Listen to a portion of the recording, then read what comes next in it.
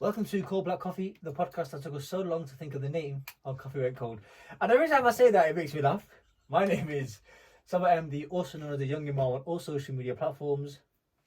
And today's guest is DJ. DJ, you got a new car, man. And you got a new kid. Yes. Your last get upgraded, you know. Mate, that's what I'm What's saying. going on? That's what I'm saying, man. Honestly, yeah, the new kid made me get a new car. I don't know if it's an upgrade. Look at my bank balance. Do you know what I mean? Struggling. Kid's good, man. I like it, man. Kid's good. But everyone's struggling. Yeah. Sorry, man, I just fixed it. Go on. Tough gig. Nah, kid's good, man. He's different to my first one. Really? Very different. Yeah, and he's a boy. Okay. First one was a girl, and everyone said to me, "Don't do 202s." We didn't listen. Thought get him out of the way, and it's intense on the missus, but yeah, he cries a lot more, man. Really? Yeah, my daughter was so chill. Like, she was relaxed. You put her down and she's like, yeah, whatever. Life's a breeze. This one, he wants attention 24/7, man. Really? Yeah. You know what, DJ? We're going to talk about marriage, Yeah. young people, pro scrap it. Yeah. You know what we're going to talk about? What? How to balance life as a dad and work and faith. Wow. Yeah, man, you know why? Because you know what? I mentioned this chat ages ago, and we were going to talk about marriage. Yeah. But bro, no, let's talk about because you got two. How old are your kids? One's 2, the other one's 5 months.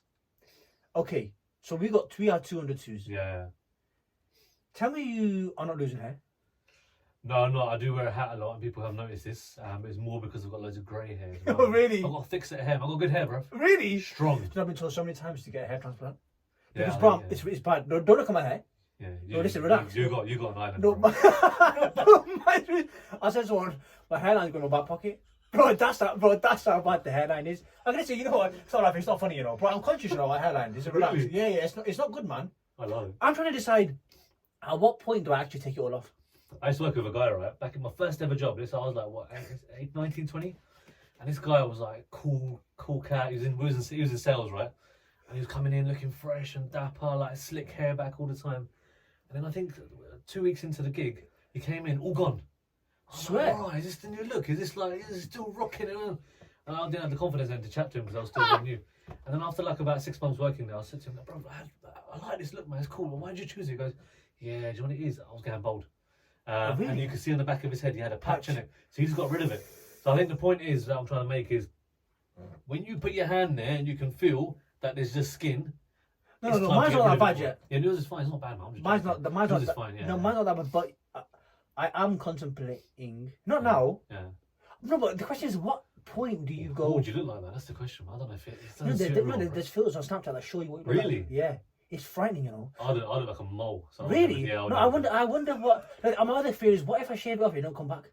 Yeah, that's true. That's true. So let's not talk about getting a hair transplant. I ain't got the bread for that. And number two, I'm not shaving off. Melissa would absolutely kill me. But anyway, let's talk about how you balance life as a dad and faith and mental health. Yep. How do you do it, bro? It's not easy, you know. It's not, but I think having the ideal partner massively helps. Really? Oh, absolutely. Okay, talk to me. Look, so my story was, right, that I was very nervous about getting married, right? I know I'm talking about marriage, but this is like the context. Okay, fine, yeah. Was getting married and going through it all because I was like, doing the Islamic way, right? How am I gonna meet someone and it's gonna work? How's it gonna click? Ain't gonna happen, man. I just don't get it. Then stuff happened, blah blah. I went through the process because I looked around me and thought everyone's done it. And I met my missus, and I remember like the first time I went to see her in Belgium. She's from Belgium, right? And we had the Rishta meeting. And I went to see her and I sat down on the table. And normally in these meetings, you're very nervous, right? It's natural, right? It's the first time you're meeting somebody. Yeah. But she was cussing me. She was sitting opposite the table and cussing me. She was laughing in my face. I was doing stuff which was a bit like making mistakes. She was just cracking up. And I was like, rah, this is the girl, man. Oh, really? This is the girl. And that for me was like the moment where I thought, you know what? This is 100% her. And then ever since then, our relationship has just been constantly laughing. We are laughing. We're together. Everything we do is a partnership. We love each other's company. You know, I can bounce off her. She can bounce off me. Well, look, it's not perfect. We got challenges. Yeah, we fine. That's argue, nice, man. standard life, innit? Yeah, it's nice. But what I'm trying to say is, if you get the right partner, and the key is if you're both on the same, if you both got the same destination. So we might be on different journeys. Yeah. Might be trying to get there in a different way, slightly. Yeah. But we've both got the same destination. That helps you. What's your destination? My destination for me is, this is quite deep and it's very spiritual, is, you know, I had things that happened to me in the past where I started to open my eyes and go, you know what, actually, all I want in life right now is I want to make sure that whatever I do my best to get to heaven. That's it. That is it. Wow. And I want to make sure that I do the best by my kids so they don't follow in my footsteps, because my footsteps weren't the greatest. Fine. And they live a peaceful life. And for me, a peaceful life is the life I'm living now. But it's taken me 35 years to get here. I'd rather they get there when they're 18, 19, 20, 21. Really? So that's my destination.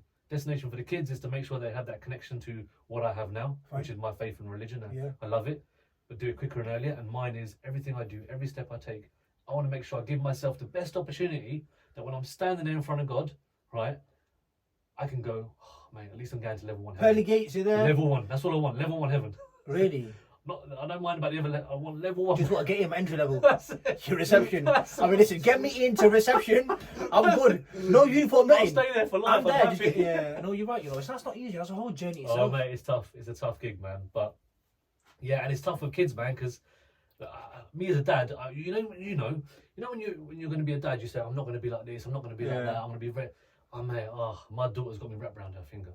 Really? Honestly, oh mate, honestly, she's so cute. She does this thing. She watches Bluey, right?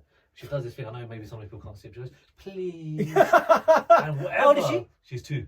So And whatever it is, she just does that, and that's it. And that's where maybe me or Mrs. argue the most, because I'm always giving her chocolate. yeah. I'm giving her sweets and stuff like that. And I know I shouldn't, and I get it, and I didn't want to be that father. That's But like. she's just so like. But DJ, how do you draw the line of discipline and being a father who loves their kids? You got. My relationship with my father was very different.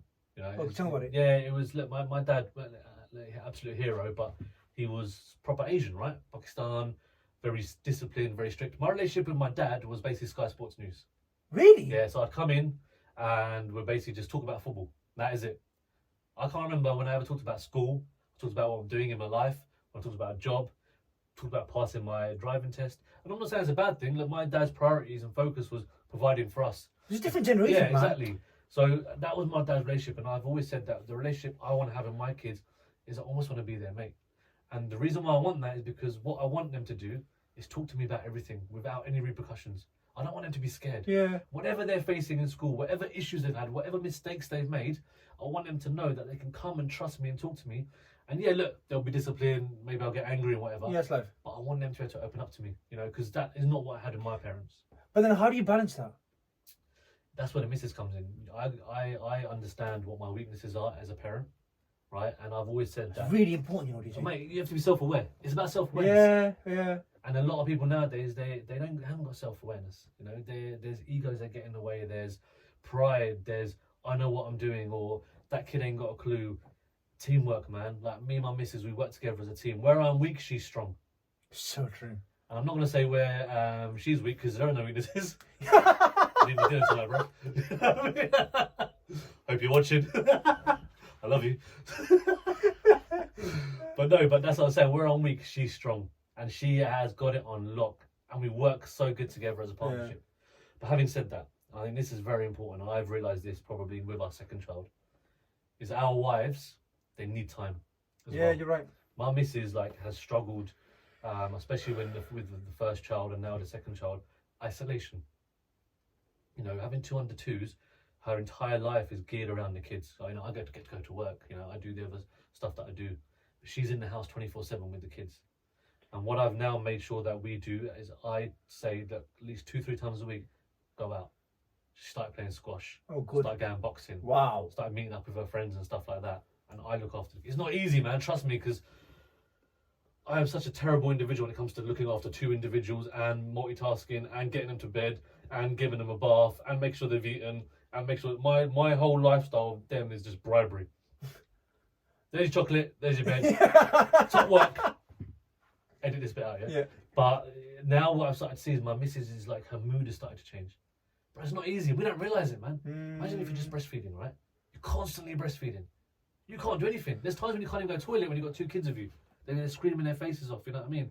So it's becoming self-aware, working as a team, understanding your weaknesses, but also making sure that everything you do, you're both on the same level, man. DJ, you know, mental health's massive. Yeah. And if you don't look after it, bro, it can take you over the edge. Absolutely. And it can be a scary place to be in. Yeah. When you don't look after your own well-being. Because how are you supposed to facilitate and help somebody else if you're not in the right place Yep. yourself. Exactly. As a father of two, how do you look after your mental health and your physical health, and be a dad and a father? Good question. So I know these are deep questions, you know. No, but it's fine, man. It's good. I used to work. My second job I used to work in. Right, I remember. Somebody was sitting behind me and they were stressed out, really stressed out at work, and they were like proper like it was a tough day, and they went, "Oh, I can't wait to get home to have a drink," right? And I sat there behind them. They were a good friend of mine, really good mate of mine, right? And I thought to myself like, I was trying to analyze that what they've just said. I can't wait to go home and have a drink because they were so stressed out. And for me, I was thinking, okay, what are my mechanisms to deal with stress? Obviously, it's not drinking, right? A liquid. Yeah. What I've started to realize and what I've started to kind of appreciate is, you know, the opportunities and the blessings, right, that I have been given. And the blessings for me is when I open that door and I walk through the door and my daughter comes running up, and I know she won't do it forever. When she gets 15, she's probably time to go away. Yeah, Melissa says the same thing. Yeah. She runs up and she hugs me. And she goes, abu, abu, abu, abu, which means dad, right, in my language. And she gives me a massive hug. That, for me, is satisfaction enough, is a de-stressor to get rid of anything else that's happening in life. Really? Absolutely, mate. Look, honestly, and I think, look, I used to come home, right, and because I do the youth work and stuff like that, I never switched off. I was always thinking, okay, my next project, how am I going to deliver this? How am I going to do it? I was working non-stop. I was doing my 9 till 5, which was stressful. I was in sales, getting home and then doing projects and shutting the door and whatever. And then my missus said to me, look, you need to chill out, man. You need to relax. I've got a heart condition, right? Where it's called SVT, where my heart basically, sometimes on the odd occasion, it will start beating and it gets like maybe 108, 190 beats per minute, and it will last for a while, whatever. I've had it for about 2-3 years now, whatever. People have it. It's you can live with it. It's normal. It's fine. There are ways to. But what I've realised is that heart condition comes on when I'm stressed out. You know what I mean? I spoke to a doctor when I went to see him, and he goes, no, it's not stress. It's just a condition you have. But over time, you start to realize, actually, do you know what? It gets worse when you're more stressed out. And my mechanism of dealing with things was actually appreciating what I have. And I think that's key. Wow. People don't appreciate what they have. You know, number one, I wake up in the morning and I'm alive. You know, I keep going back to work, but because loads of things happen then. But I remember I was working in a job, and we were working with a company, and one of my mates used to work there that I used to go to university with. And then randomly they posted on LinkedIn, we're coming to his funeral. I was like, funeral? What? He's like 25, very fit guy. Basically, this guy, he went home after a night out, went to sleep and didn't wake up in the morning. How old is he? He was 25, really fit. Used to run marathons, didn't really drink much, very healthy, just didn't wake up. And it's like identifying these things that happen in life and society and seeing what people have outside that are less fortunate to you and going, do you know what? I wake up every morning. What happened to him? I don't know. I didn't go into detail. I went to the funeral stuff. I think he had a cardiac arrest, basically. I don't know what the post-mortem, whatever it was.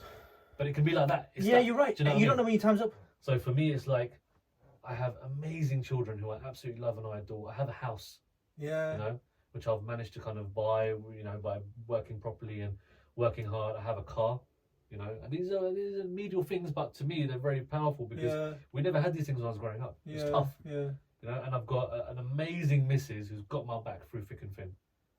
Hope you're watching, yeah. But this is it. I can't have mental health issues. Yeah. Because my life is so good. Blessings. Do you know what I mean? Yeah. God has looked after me, man. He's got my back from day dot, and that doesn't mean I'm going to stop. I'm chilled out now. I'm fine. Still striving for that, you know, destination. Yeah. But I don't have a reason to have any mental health issues. And you know when you became a father? Yeah. How did your life change with the one? Massively, man. Huge. Like before I became a father, I had all these kind of dreams and ambitions and whatnot, and this, that, and the other about this is what I want to do, this is what Mrs. and me want to do, this is where I want to go. But then when your kids are born, your life flips. My life is now my children. Yeah. What can I do to make sure they have the best opportunity and the best start to life? That is it. Simple. Don't care about me. Ain't bothered. Do you know what I mean? How can I protect my kids? How can I get them through school? How can I make sure that when they get to 18, 19, they make the right decisions, they make the right choices? Yeah. How can I make sure they're always happy? They're not struggling. They're not going for any kind of mental health issues. They're not being bullied. You know, how can I keep them fit and healthy? These are all things that now all I focus on is my kids. You know, and that's it. And you know when you had number 2, did anything change then? No, I think the only thing that did change, and I've said this before already, is you know, my self-awareness of helping my missus out a lot more. Do you know what I mean? Because I think with number one, I was probably not fully aware, and I was a little bit selfish. You know, I was at work all the time, then I was going out, coming home, going out to youth work and stuff like that, and not really kind of paying attention to. Do you know what? She needs her time, man, because you know she's got the hard brunt of it. Yeah. And we claim, oh yeah, do you know what? We go out and we work hard, but the way to look at it is, I used to go to the office, right? And it was a tough gig, right? It wasn't an easy job. I could get up and go to the toilet when I wanted to. I'd go and get a break. I'd go to Tesco and get myself a chocolate bar, whatever I want to do, no matter what. There's no one. She couldn't. You know, I'm laughing because you know me and Melissa had the same conversation. Yeah. That actually, she's like, you go to work, it's freedom. Yes. And I was in the exact same, and detail, I'm not joking. The same situation was, I had the same thing with number one. Yeah. I was like, Melissa's got it, it's cool, she's good. There's only one kid. Legit. Yeah. There's only one, she's fine. Exactly. When number two came, Yeah. bro, I realised it's not a joke. Nah. And where Islam teaches paradise lies under the feet of your mothers. There's a reason for that. Way, Do you know what I mean? You know what I mean? Bro, it is not a joke. Like, I don't know, apart from smiling, I don't know how they do it. Yeah. Because but I ain't got that patience, you know. Of course not. I'm right. Absolutely, man. But I am not built like that. Like, if you could see how long my attention span is, or how long my patience is, probably my patience is probably that much. Oh, mate, must be less. No, bro, I think God's given women something within Mate, them. they're special. Women, and this is what I'm saying, like, people don't realise, right, how special women are. Not only to, and let's take it back to childbirth, right? Yeah. Oh my, yeah. Like, when my kid was born, obviously I don't know if the viewers are interested, but when my first kid was born, right, Mrs. had an emergency C-section, Okay. right? And before you have a kid, right, you're talking about, everyone tells you all this information. You're the man, right? You make sure you don't sign any documents. You got to read everything. You got to question the doctors. Do you know what I mean? Don't let them force you to do this, whatever. And I walked in there like, come on, bruv, like all big chest out, you know, and belly out, because obviously I did at the time as well. And I was like, yeah, man, I've got this, right? I went to the toilet, and the doctor came and said, look, we have to have an emergency section because you've got an infection, it might go to the baby, blah, blah. So I went to the toilet, and I come out, and as I came out, doctor threw scrubs at me. I'm like, what's going on? And they're like, we're going to go. I was like, no, I haven't looked at the form. But no, it's fine, your wife signed everything. She's done it all. I'm like, huh? Really? I'm looking at Mrs. like, hurry up, get ready, come on, going in. I'm like, mate, they're about to operate on you. You're so like relaxed, right? You're so like in control. And that for me was like mad. And then I'm in the operating theatre. And they're doing the operation and whatnot. And then when the baby comes out, they say, do you want to come and cut the umbilical cord? I was like, nah, that's your job. Oh, really? Yeah. I don't want to cut that just in case it goes wrong. Yeah. I didn't do 7 years to become a doctor. But I got up to go see the kid. And I looked back and I should never look back, and that was a mistake I made. And I saw my missus and she was open, cut open. I saw everything. And that still to this day is in my head, right? And she, at that time she had lost a lot of blood. And I went back to my missus and I was just chatting to her. She was awake obviously at the time while it's all happening. And then we're going to go for kid number 2. And I was thinking to myself, like, she went through something which was really kind of a horrific situation in terms of a proper operation. Like, and it was just like that. She was like, yeah, let's go to hospital. Right, okay. I'm thinking we're in hospital now, and she must be like a bit nervous. She was like, no, do you know what? I was going to get an epidural. Maybe let's just do a C-section again because you know we're having some issues. And I was like, what? Geezer, they're built so different to us, you know. And what it has also made me realise is my relationship with my mother. You know? Oh my gosh! You know the Holy Quran says that you understand the sacrifice your parents made. Yes. From the age of 40. That's it. It's so weird. Absolutely. And it's 40, and also prophethood comes to people when they're at 40. Yes. So there's got to be something in that age there, at 40 when the penny drops or something. Yeah. But I've realised when we had kids, that's the only time I really was grateful for the sacrifice my parents made. Oh mate, honestly, like my mum unfortunately passed away, died of cancer, and ever since then I've thought to myself, you know, this is the only time I ever think, but maybe not mental health, but I start to kind of maybe get a bit down where the mistakes that I made with her. Do you know what I mean? Like, really, not showing her the full. Did she pass before you had kids? Yes, she passed before I got married. She passed basically. I had my Nagar, and then she passed literally 2-3 days afterwards. Okay. So yeah, no, I think to myself, like, the things that we should have done with my mum. You know, she sacrificed everything for us, and there's 3 of us, right? Oh, really? And the age gap is 2 years. Between all 3 of us. Imagine, bruv. 3, and you know, I'm insane in itself, right? Imagine me as a 4-year-old, right? No concept of anything. There's 3 of us, and she just did it. She took us to the mosque. She took us to Sunday class. She took us shopping. She got us through school. And we lived in this very kind of small house at the time and whatnot. She was before she got married, bro. She was an independent woman. She was working. and she's intelligent. Oh wow. Yeah, she's obviously always still intelligent, but it was just she had that career potential, but she gave it all up for us, For kids. and we never ever appreciated it. I Yeah. don't think I did until now when I see what my missus does. You know, my missus done the same. She's a career woman. She gave it up and whatnot. They say Melissa's a teacher. But I just now my focus is that I want to make sure my kids do right by their mum. You know, don't make the same mistakes I did, Yeah. because you will regret it and you will think about it for the rest of your life. You know, so you learn so much, man. Honestly, like kids, marriage. Like if you knew me before, bro, like this is going back 7 years. If you knew me like maybe 7 years ago, I was a completely different. Really? Mate, honestly, like from 15 to 28 or 26, you know, I was probably there was an opportunity for me to go on the wrong path. Massive opportunity, potential to go down the wrong path. But like I mentioned before, you know, the mosque, the youth work, you know, my religion, my faith, you know, God, God gave me what I needed to stay in check. Would you say it saved you?